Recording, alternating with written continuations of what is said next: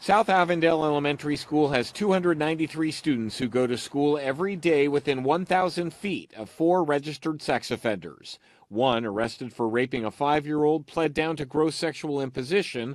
All of the sex offenders live within 1,000 feet of daycare centers, and this is not unusual. In Mount Auburn, the sex offender registry shows a man who pleaded guilty in 2011 of pandering and gross sexual imposition with a 9-year-old.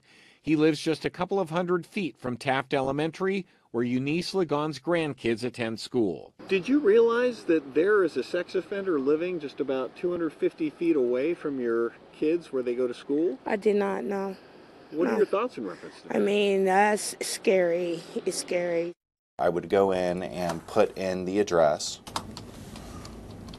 So here we have one with 751 feet and one 778 feet.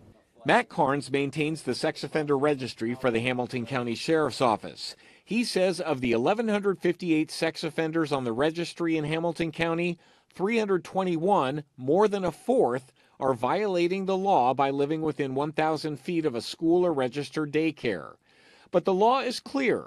No person convicted of or who pleads guilty to a sexually oriented offense shall occupy a residence within 1,000 feet of any school, preschool, or child care center. Do you contact the offender and say, hey, you're in violation? When they register, we let them know, hey, just a heads up, you are in violation of the 1,000-foot rule. That is not something that we can accept or reject here at the registration office, but be forewarned, you could receive a letter telling you to move.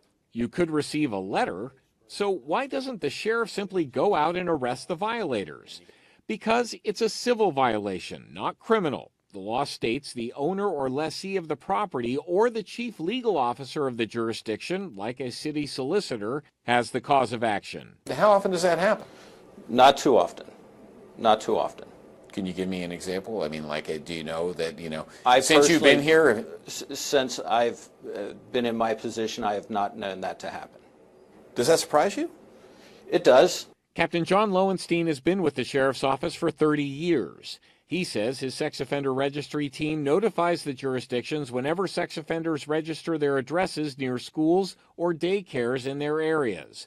But unless they bring suit and get a judgment against the sex offenders, there's nothing he can do. It really sounds like your hands are tied. Our hands are tied. We are very limited on the actions that we can take. Do you think the current law goes far enough in Ohio to protect people from sex offenders?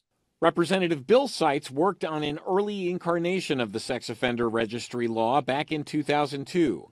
We asked why the law was not written or has not been amended since to make it more enforceable. You cannot criminally charge them with anything because it's a civil violation. No, that's not true. You can charge them criminally if they fail to give their address to the sheriff. That's right. But if they give their address to the sheriff and it's within 1,000 feet of the school, there's nothing the sheriff can do about it. We'll have to look into that. We brought up the issue to Ohio's top law enforcement officer. That's a hole in the law, in my opinion. There ought to be a way to remedy that. But that's up to the legislature, not to the sheriff or to the attorney general. Eunice Ligon says she hopes someone fixes the law before something terrible happens. They can be snatched and, oh my God, it's scary. In Mount Auburn, this is David Winter reporting. From breaking news to feel-good stories, Local 12 has it all. Tap subscribe and hit the links to find out more.